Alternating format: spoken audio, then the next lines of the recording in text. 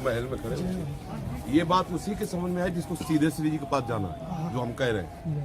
हमारी श्री जी हैं, इससे बढ़कर कोई बात नहीं है। अगर ये तुम्हारे ठसक आ गई ना, तो हम जो कह रहे हैं याद कर लो। जिसको निकुंज में श्री जी की सेवा में जाना, उसी के बात आएगी, नहीं हम 1000 बार सुनावे आएगी। दिखाई देता वही बोल रहे, मतलब श्री जी जो गुलवा रहे हैं, जैसे हवा दी है, ये हवा ही है। अब ये तो नहीं देख रहे कि पंडित जी हैं, इनके ज्यादा लगेंगी, और ये शूद्र है, इसके नहीं लगेंगी। ये तपस्वी है, इसको ज्यादा हम लगेंगे। समझ रहे ना, ये वायु आई है, ऐसी कृपा की वायु आई है और सबको निहाल कर देगी। बस केवल ये अगर कैसे का प्रश्न तो मेरी सरकार कहती है अन्य आश्रय में रखना। काऊ केवल भजन को काऊ के आचार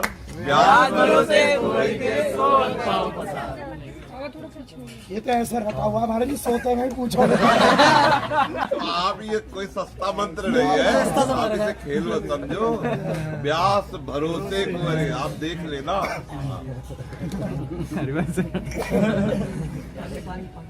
जब हम वृंदावन आए तो हमें जहाँ श्री जी की इच्छा से वास मिला, वहाँ अनुकूलता परमार्थी की ऐसा, क्योंकि संन्यास के नशे में एक था कि मतलब वैराग्य और भजन। तो हम रोए हैं एकांत में। जो मदन मोहन जी का टीला ना, ऊपर चढ़ के एकांत में रोए, लाडली मुझ गरीब के लेकर थोड़ी भी जगह वृंदावन में नहीं। सच्ची बात, मतलब निश्चय किया कि अब बनारस वापस चले जाएंगे, क्योंकि हमारी प्रधानता साधन की थी।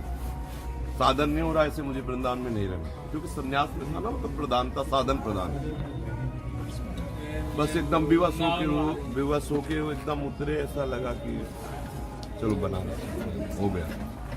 ये भी नीचे उतर गया, ये इतनी बड़ी लाली गोरी सी, हम लाल सन्यासी कपड़ा पहने थे, ऐसे हमारा अचला पुता आस पास घूम रहे। बाबा जाएगो, बाबा जाएगो, बिल्कुल मतलब कैसे तुम्हें बताया वो सीन। फिर हमारे मन में ये आया कि आसपास कहीं किसी गोस्वामी परिकर को भी, तो हमें रोते हुए शायद इसने सुना हो कि बनारस चले, हमने कहा भी मुख से, तो मतलब दिमाग में ऐसा आया कि ऐसा ही होगा। जे भी वो अलग हटे, एकदम हक से और अंदर आया कि बहुत मतलब और चमत्कार। ये भी पहुंचे जहाँ रुके थे, वहाँ एक संत खड़े थे, बोले आपको अमुक संत बुला रहे हैं। आप वहाँ गए तो वो कमरा खोल दिए, बोले पसंद कर लो, यहाँ कोई नहीं रहता, एकदम एकांत। बहुत बहुत। और उसके बाद श्री जी एक बात, अगर हम ये है ना कि व्यास भरोसे को सोच पाओ, वो देख रहे हैं, अरे वो देख रहे हैं, हमें और कोई देखे लगे। साधन वादन जो है ना, बिल्कुल सच्ची मानिए कि जब तक अहंकार है उसके मिटाने के लिए, अहंकार विमुट आत्मा करता है, कर ऐसा और नहीं तो सारी बात इतने से बनती है। बिन रोए किन पाइया प्रेम प्यारा में, सार बात है। जिस दिन ये पता चल जाएगा हृदय से कि मेरे बनाए न बनेगी कोटि कलप लो, उसी समय रोना आ जाएगा लाडली, उसी समय बात बनना शुरू। हमने जीवन का अनुभव किया, सार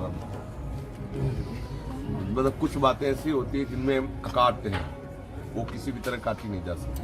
जैसे हमारे जीवन का अनुभव है, श्री जी के भरोसे से बढ़कर कोई साधना नहीं। मेरी लाडली मेरी, इससे बढ़कर कोई, ये सूत्र है, हमारे हृदय का सूत्र है, जो अनुभूत विषय है, और ये ऐसा चमत्कार पैदा कर देगा कि आप देख लेना। लोग परलोक दोगुन जगह अगर झंडा नगाड़ दे तो हमें बता दो, एक बात ठसा, मेरी गोरी गोरी लाडली मेरी लाडली मेरी। आप देख, इसका देखला, इसका फल देखना, इसका परिणाम देखना। ये कोई सोचे कि तुम भाई भजन करते रहो इसलिए, बड़े बड़े भजनानंदी हवा नहीं पाते। यह नारदाजी सुखई अगम्यम वृंदावने वन्य। हमें तो लगता है महादेव जी रीझ गए और वृंदावन रजरानी की आश्रय दिए, रजरानी की कृपा से, आचार्य चरणों का आश्रय, गुरुजनों की कृपा, और उससे ये बात समझ में आ गई कि मेरी लाडली ये हमारे थी नहीं, मतलब ये मतलब कोई हमारी पढ़ी लिखी बात नहीं, कोई थी नहीं, ये आई है। जिस समय आज के 15-16 वर्ष हमारी किडनी का रिपोर्ट आया, गए तो अचल बिहार में थे, ऊपर कमरे में अकेले, 1 रुपया भी हमारे पास नहीं रहता था। तो एकांत बैठे, हमें लगा कि वो बात नहीं बनी जो बनना चाहिए। आज के 15-16 वर्ष पहले एकदम मन में आया कि ब्राह्मण के घर में जन्म हुआ, बच्चापन से बाबा जी बना दिए गए और बनारस से यहाँ बुलाए गए, लेकिन यहाँ का वो कार्य नहीं हुआ जिसे कहते हैं। एक होती जिसमें अंदर से निकलता अब कृत्य भय में, मतलब बहुत रोए, उनका व्यर्थ जीवन निकल गया। वही 4:30 बजे शाम का, अकेला, कोई नहीं, भयानक रोग से ग्रसित। उसी समय देखा, जो देखा वो उसी दिन से ताल ठोक गया। आप ये जो देखते हैं ना, तो उसी दिन का चमत्कार, बस 1 सेकंड एकदम वो जो आया अंदर से लो, और सामने जो उसी दिन से आप ये जो सुन रहे हो, लाडली की तरफ कोई तपस्या नहीं। बड़े बड़े तपस्वी राख शांते रहते हैं, हमारी लाडली जी की गली नहीं पाते, गली नहीं जानते कि वो गली कौन सी है जिसमें लाडली जी वास करते हैं। कृपा, वो इतनी बड़ी बात बन गई है। पर वो अज्ञानी जो समझता नहीं, वो समझता ना, मतलब जैसे आप 10 घंटे मेहनत करो, फिर आपको 100 रुपया मिले, तो आपको एक बहुत कीमत समझ में आएगी। यार पता है 100 रुपये मिले कैसे? 10 घंटे पसीना क्यों आया है? और अगर गाल में हाथ फेर के दुलार करके 100 रुपया दे दे रबड़ी खवा के, बोले साला बेवकूफ है, फंस गया। बोले देखा, लोग का मतलब समझते ना, इसीलिए ठाकुर जी कहते पहले 10 घंटे पढ़, फीस के बाद आ। तो तुझे मात्र समझने को हम बिल्कुल खुली बात कर रहे हैं। लाडली जी की प्राप्ति नहीं, लाडली जी के श्रीअंग की सेवा का अधिकार, मेरी लाडली जी, बस। इसमें जो बल है वो देख लेना, पर ये आएगा उसी के, यही खास बात। हम रोज कसम दिलावे, वो समझे भी नहीं आएगी उसकी ये बात। हम चिल्ला तो रहे, सब साधन का सार है। और जिसे कहेंगे ना, और लाडली जी को नहीं समझाना, तो वो कहेगा बाबा जी है, कहीं ऐसे होता है? मेरी लाडली जिसे काम बन जाएगा, उसको लगेगा ऐसे, उसको नहीं समझ में आएगा। अब हम क्या करें, इतनी बात हमारी समझ में आई। ये तो श्री जी सत्संग करा रहे नहीं, हमारे इतने सत्संग रह गया मेरी लाडली कोई मतलब और सत्संग सब घुमाते घुमाते रहते हैं। जो पॉइंट है ना जिसपे हमारी धरा घूम रही, वो इतने मेरी लाडली, पकड़ ले तो पकड़ ले। श्री भट्ट देवाचार्य जी की ये बात पढ़ते कि विपिन राज सीमा के बाद हरिहु को नहीं, आप तो समझ में नहीं आता क्या? हरि की प्राप्ति के लिए नाम धाम साधन है, मेन तो हरि। और ये कह रहे हरि भी बाहर खड़े हो तो मत जाना।